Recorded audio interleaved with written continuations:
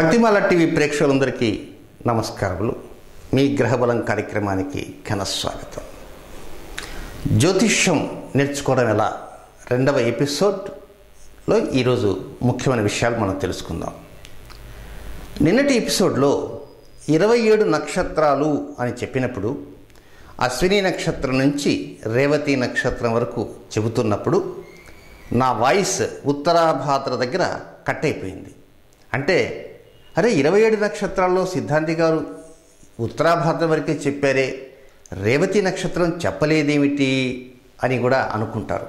వాస్తవంగా రేవతి నక్షత్రం చెప్పటం జరిగింది, కానీ అది ఎడిటింగ్లో కట్ అయిపోయిందనమాట. కనుక ఆ ఎడిటింగ్లో కట్ అయిపోయినందుకు క్షంతవ్యండి.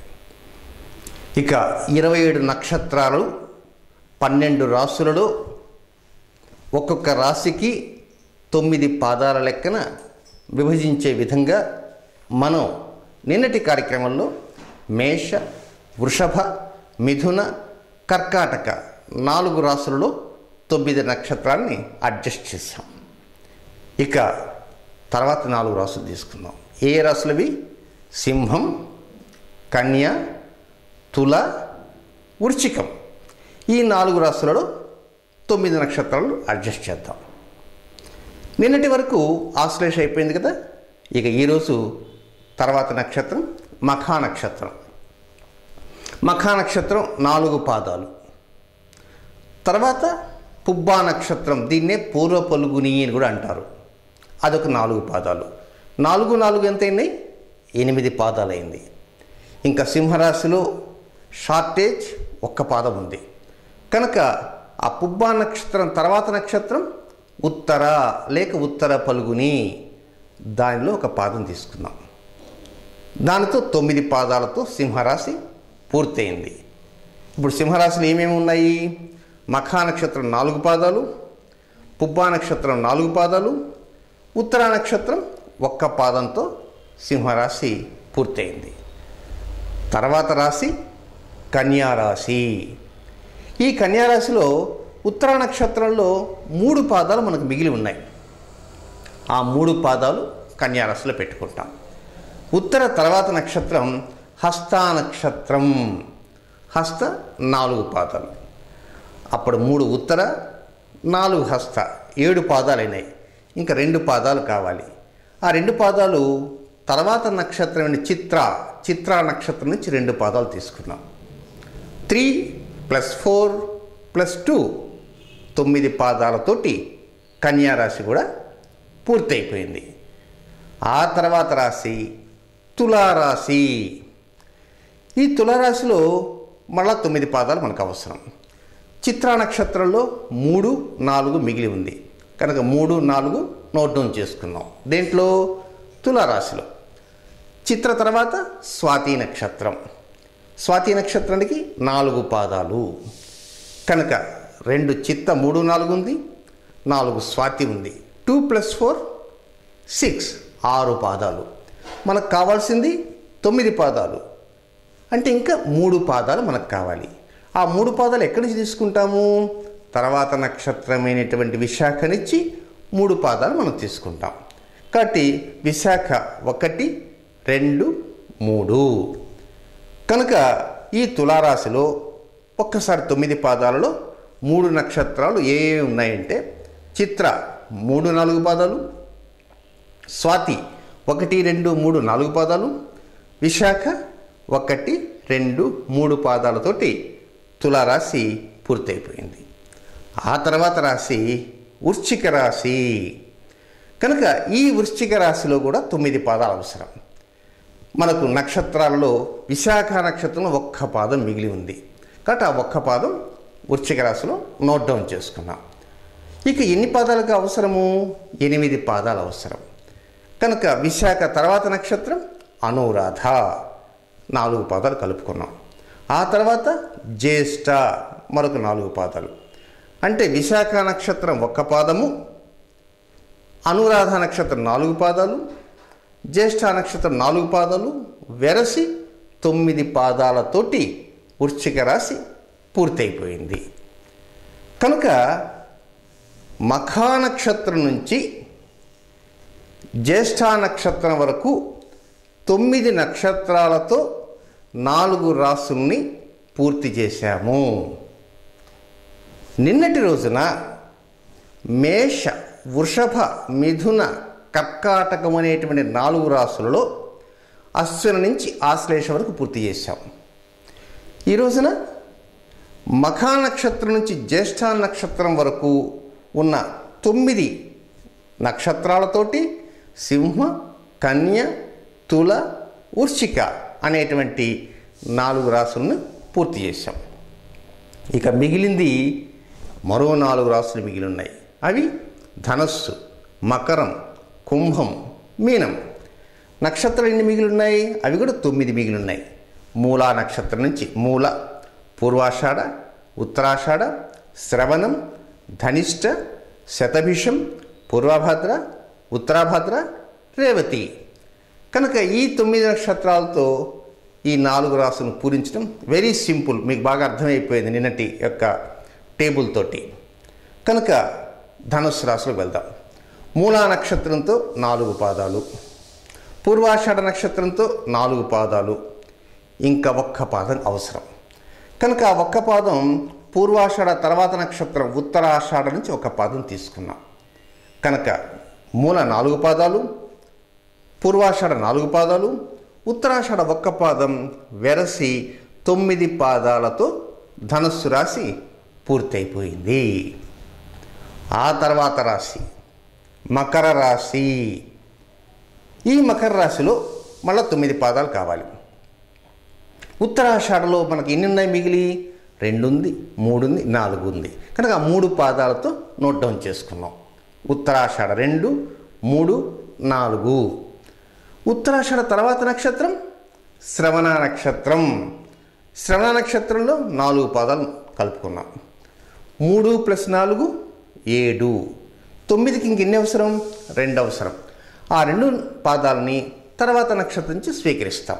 తర్వాత నక్షత్రం ధనిష్ట. ధనిష్ట 1, 2. కనుక ఉత్తరాషాఢ 2, 3, 4, శ్రవణం 1, 2, 3, 4, ధనిష్ట మొదటి 2 పాదాలతోటి మకర రాశి కూడా పూర్తయిపోయింది. ఆ తర్వాత రాశి కుంభరాశి. ఈ కుంభరాశిలో మళ్ళీ 9 పాదాలు మనకు అవసరం. కానీ ధనిష్ట నక్షత్రంలో 3, 4 మిగిలి ఉన్నాయి. కాబట్టి 3, 4 నోట్ డౌన్ చేసుకున్నాం. ధనిష్ట తర్వాత శతభిష నక్షత్రం. శతభిష నక్షత్రంలో 4 పాదాలు కలుపుకున్నాం. 2 + 4 6 అయింది. కనుక ఆ తర్వాత ఇంకా 3 పాదాలు అవసరం 9 పాదాలకి. శతభిషం తర్వాత నక్షత్రం పూర్వభాద్ర. పూర్వభాద్ర 1, 2, 3 పాదాలు తీసుకున్నాం. కనుక ఇప్పుడు కుంభరాశిలో ధనిష్ట 3, 4, శతభిషం 1, 2, 3, 4 పాదాలు, పూర్వభాద్ర 1, 2, 3 మొత్తం 9 పాదాలతోటి కుంభరాశి కూడా పూర్తి చేసుకున్నాం. ఆ తర్వాత రాశి మీనరాశి. కనుక ఈ మీనరాశిలో మనకు 9 పాదాలు కావాలి. పూర్వభాద్రలో మిగిలింది ఒకే 1 పాదం మిగిలింది, చివరి పాదం. కనుక పూర్వభాద్ర నక్షత్రం చివరి పాదము ప్లస్ ఉత్తరాభాద్ర నక్షత్రం 1, 2, 3, 4 పాదాలు ప్లస్ రేవతి నక్షత్రం 1, 2, 3, 4 పాదాలు మొత్తం 9 పాదాలతోటి మీనరాశి కూడా పూర్తయిపోయింది. కనుక మేషాది 12 రాశులు అంటే మేషం నుంచి మీనం వరకు ఉన్నటువంటి 12 రాశులలో 27 నక్షత్రాలను విభజించి ప్రతి రాశిలో కూడా అమర్చటం అనేది జరిగింది. ఇప్పుడు ఒక్కసారి మొదటి రాశి దగ్గరికి వద్దాం. మేషరాశి. అశ్విని 4 పాదాలు, భరణి 4 పాదాలు, కృత్తిక 1 పాదము మేషరాశి. ఇది నిద్రపోతున్నా కూడా బాగా గుర్తుండాలి. సపోజ్ మీరు మేషరాశి వారు అనుకోండి, అశ్విని 4, భరణి 4, కృత్తిక 1 అని మాత్రమే గుర్తుంచుకోకండి. 12 రాసులను కూడా గుర్తుంచుకుంటూ ఉంటేనే జ్యోతిష్యం నేర్చుకోవచ్చు. అంతే తప్ప మీరేదో భరణి నక్షత్రము లేక అశ్విని నక్షత్రం అయితే అంతవరకే తెలుసుకోవడానికి మాత్రమే ప్రయత్నించవద్దు, మొత్తం తెలుసుకోవడానికే ప్రయత్నం చేయండి. కనుక మేషం నుంచి మీనం వరకు నిదానంగా రాశి తర్వాత రాశి చెప్పుకుంటూ ఉంటాను. మరొక్కసారి చూసుకోవడానికి కూడా ప్రయత్నం అంటూ చేయండి.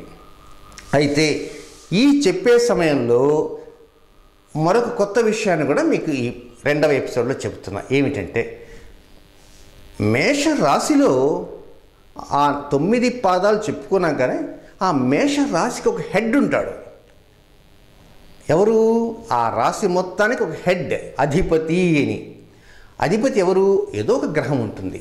కనుక ఇప్పుడు ఆ మేషరాశిలో ఉన్న 9 పాదాలతో పాటు దాని అధిపతిని కూడా మనం చెప్పుకుందాం. కనుక నోట్ డౌన్ చేసుకోండి. మేషరాశి అశ్విని 1, 2, 3, 4, భరణి 1, 2, 3, 4, కృత్తిక 1 కలిపి మేషరాశి. మేషరాశికి అధిపతి కుజుడు. కుజగ్రహం మేషరాశికి హెడ్ అన్నమాట. ఆ డిపార్ట్మెంట్ మొత్తానికి హెడ్ ఆఫ్ ద డిపార్ట్మెంట్ మేషరాశికి ఎవరు? కుజుడు. ఆ తర్వాత వృషభానికి వెళ్దాం. కృత్తిక 2, 3, 4 పాదాలు, రోహిణి 1, 2, 3, 4 పాదాలు, మృగశిర 1, 2 పాదాలు, వెరసి 9 పాదాలతో ఉన్న రాశి వృషభ రాశి. ఈ వృషభ రాశికి అధిపతి శుక్రుడు. శుక్రగ్రహమే వృషభ రాశికి అధిపతి. సో వృషభ రాశికి హెడ్ ఎవరు? శుక్రుడు. బాగా గుర్తుంచుకోవాలి. ఈ హెడ్ ఆఫ్ ద డిపార్ట్మెంట్స్ మనకు బాగా గుర్తుండాలన్నమాట. ఆ తర్వాత 3వ రాశి మిథున రాశి. మృగశిర నక్షత్రం 3, 4 పాదాలు, ఆరుద్ర నక్షత్రం 1, 2, 3, 4 పాదాలు, పునరుసు నక్షత్రం 1, 2, 3 పాదాలతో 9 పాదాలు కలిసినటువంటి రాశి మిథున రాశి. ఈ మిథున రాశికి హెడ్ ఎవరు? బుధుడు. బుధ గ్రహము మిథున రాశికి హెడ్ ఆఫ్ ద డిపార్ట్మెంట్. కనుక ఆ బుధుడిని మనం గుర్తుంచుకోవాలి. 4వ రాశి కర్కాటక రాశి. ఈ కర్కాటక రాశిలో 9 పాదాలు ఏమిటి?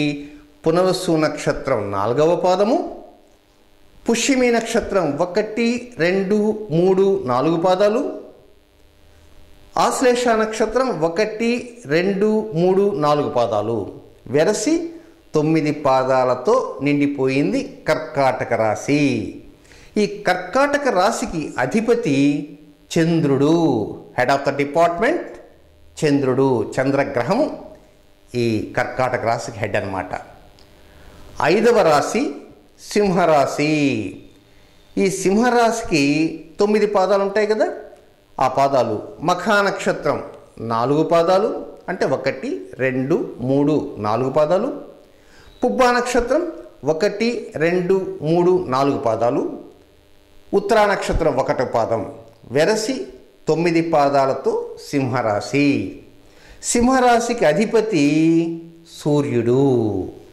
జగద్రక్షకుడైనటువంటి శ్రీ సూర్యనారాయణమూర్తే సింహరాశికి హెడ్ ఆఫ్ ద డిపార్ట్మెంట్. కనుక సింహరాశికి అధిపతి రవి లేక సూర్యుడు. 6వ రాశి కన్యారాశి. కన్యారాశిలో 9 పాదాలు ఏమున్నాయి? ఉత్తర 2, 3, 4, హస్త 1, 2, 3, 4, చిత్ర 1, 2 పాదాలతో ఉన్న రాశి కన్యారాశి. ఈ కన్యారాశికి అధిపతి హెడ్ ఎవరు? బుధుడు. ఇందాక ఒక బుధుడు వచ్చాడే, మరలా బుధుడు వస్తున్నాడు ఏమిటి అనుకోవచ్చు. ఆ విషయం మనం చివరిలో చెప్పుకుందాం.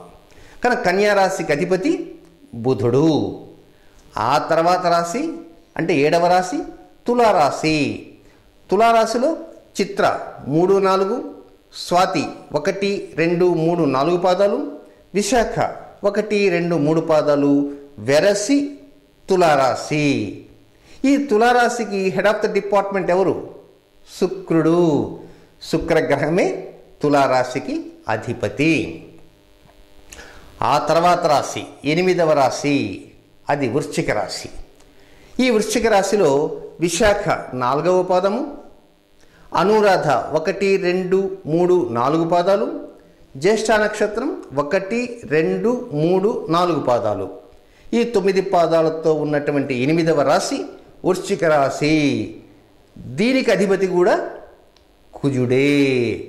ఇందాక మేషరాశికి అధిపతి కుజుడు, ఇప్పుడు వృశ్చిక రాశికి అధిపతి కూడా కుజుడే. 9వ రాశి ధనస్సు రాశి.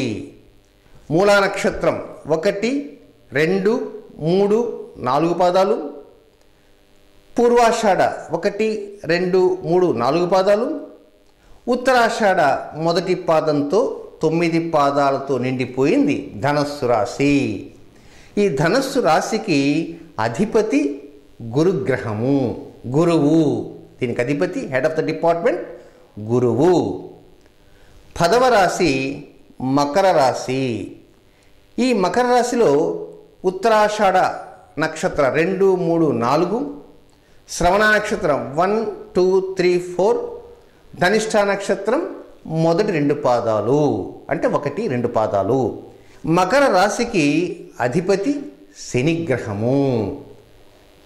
నిద్రపోతున్నా కూడా గుర్తుండాల, మకర రాశికి హెడ్ ఎవరంటే శని. ఆ తర్వాత రాశి కుంభరాశి.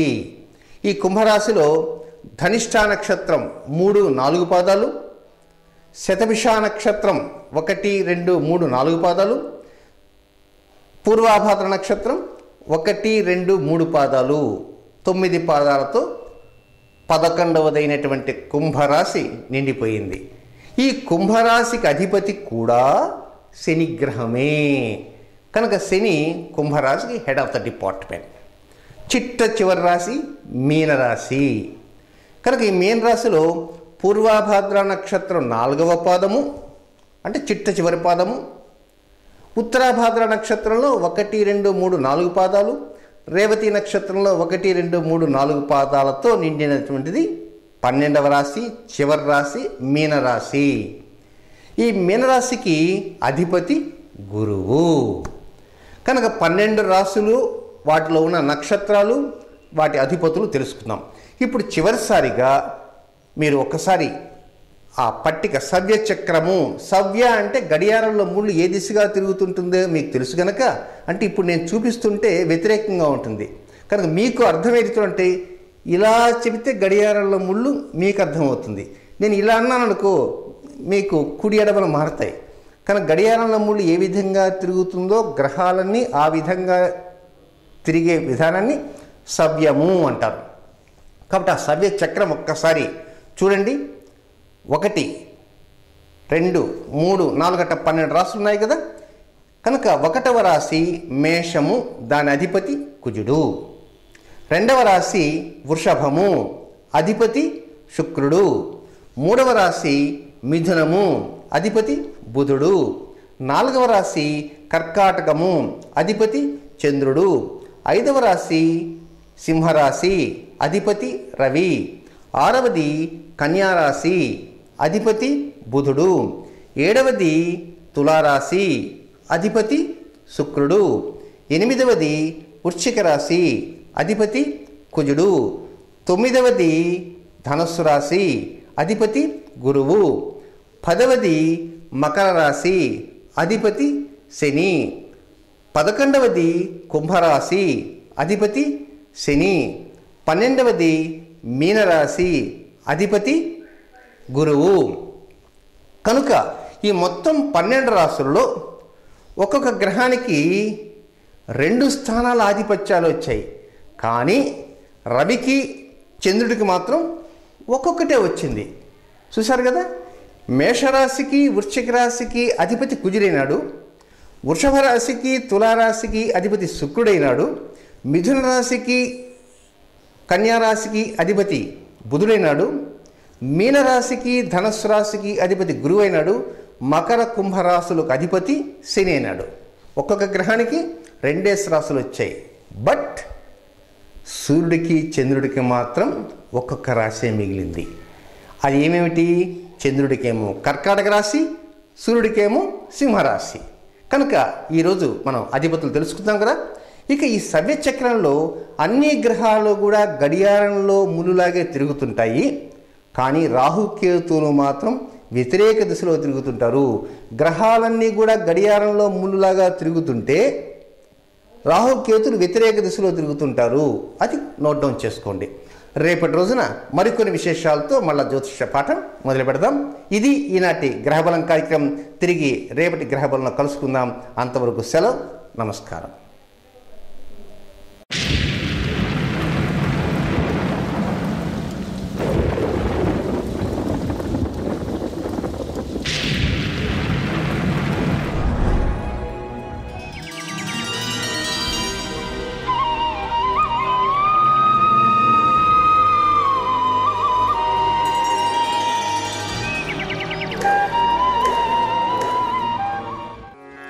Oh